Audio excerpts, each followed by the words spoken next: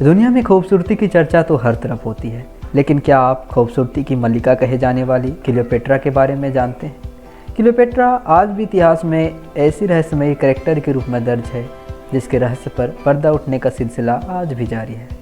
आज के इस वीडियो में हम क्लियोपेट्रा के जीवन से जुड़े बहुत सारे रहस्यों से पर्दा उठाएंगे, तो चलिए शुरू करें।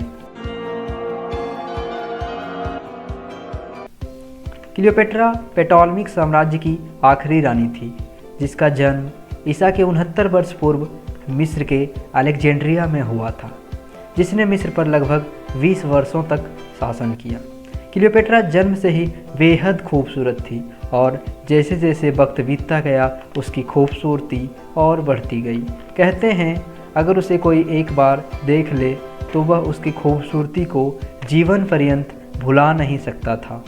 वह जितनी खूबसूरत थी उतनी ही चालाक किस्म की औरत थी, जिसने सत्ता के लिए हर वो काम की जिसके बारे में हम कभी सोच भी नहीं सकते।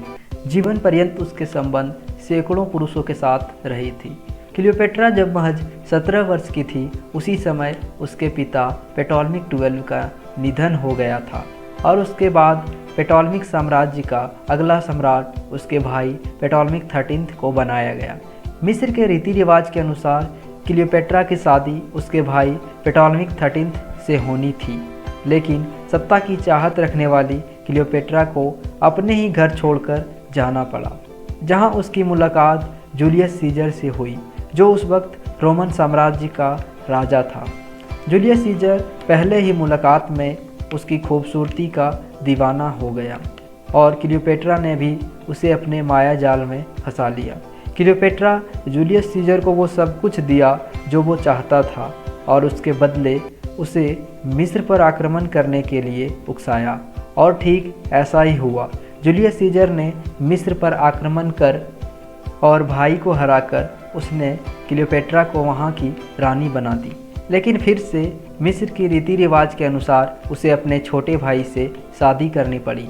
लेकिन मिस्र पर अकेले शासन करने की चाहत में उसने अपने पति यानी अपने छोटे भाई और एक छोटी बहन को विष देके मरवा दी। इधर जूलियस सीजर क्लियोपेट्रा से शादी करके उसे रोमन साम्राज्य की रानी बनाना चाहता था, लेकिन प्रजा के विरोध के कारण क्लियोपेट्रा महज उसकी एक रखेल बनकर रह गई। जूलियस सीजर से उसे एक बेटा भी हुआ था। क्लियोपेट्रा की सत्ता के प्रति बढ़ते भूख के कारण अब वह रोम की भी रानी बनना चाहती थी, जिसके लिए उसने जूलियस सीजर के एक जनरल एंथोनी को उसने अपने माया जाल में फंसाया। जनरल एंथोनी भी क्लियोपेट्रा की खूबसूरती का कायल हो चुका था। एंथोनी के साथ वह कई साल तक रही और बाद में उसने एंथोनी के साथ शादी भी की और उसके 3 बच्चे की माँ भी बनी। अब क्लियोपेट्रा एंथोनी के साथ मिलकर जूलियस सीजर की हत्या करवा दी। सीजर की हत्या के बाद अब रोमन साम्राज्य के अगले सम्राट उसके बेटे यानी ऑक्टेवियन सीजर को बनाने की बात चल रही थी, लेकिन एंथोनी और उसके साथी ने इसका प्रचंड विरोध किया।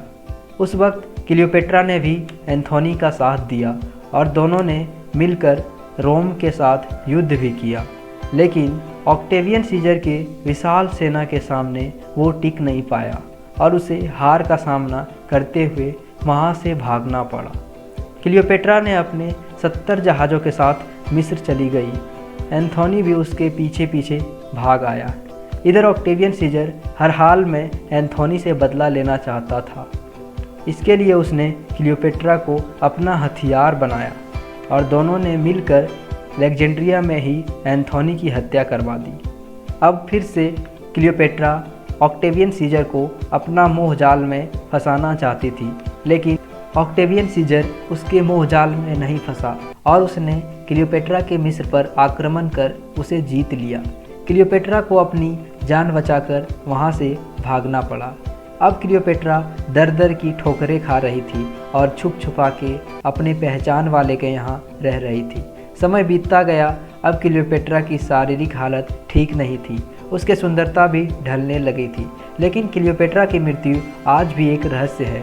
कुछ इतिहासकारों का मानना है कि ऑक्टेवियन सीजर ने ही उसकी हत्या करवा दी, जबकि कुछ मानते हैं कि क्लियोपेट्रा ने खुद के छाती पर सर्प से डंक लेके आत्महत्या की थी, लेकिन कईयों का मानना है कि उसकी मृत्यु अधिक मात्रा में मादक सेवन करने से हुई थी। सच आज भी एक रहस्य है, लेकिन जब उसकी मृत्यु हुई थी तब उसकी उम्र लगभग 39 वर्ष के आसपास थी। ऐसा कहा जाता है कि वह खुद को खूबसूरत बनाने के लिए विभिन्न प्राणियों के दूध का मिश्रण करके नहाती थी और कई जड़ी बूटियों का भी प्रयोग किया करती थी। यह भी कहा जाता है कि वह खूबसूरत रहने के लिए काली विद्या का भी प्रयोग किया करती थी। सच चाहे जो भी हो, दरअसल वो जन्म से ही बेहद खूबसूरत थी और उसने अपने खूबसूरती को हथियार बनाकर कई अनैतिक काम किए और बाद में उसकी भी वही अंजाम हुआ। आई होप ये वीडियो आपको पसंद आया होगा। अगर वीडियो आपको पसंद आया है तो लाइक कीजिए, कमेंट करके हमें ज़रूर बताइए और साथ ही साथ चैनल को सब्सक्राइब करके बेल आइकन दबाइए। आज के इस वीडियो में बस इतना ही। मिलेंगे किसी और दिन किसी नए टॉपिक पे। तब तक के लिए नमस्कार, सत श्री अकाल, खुदा हाफिज।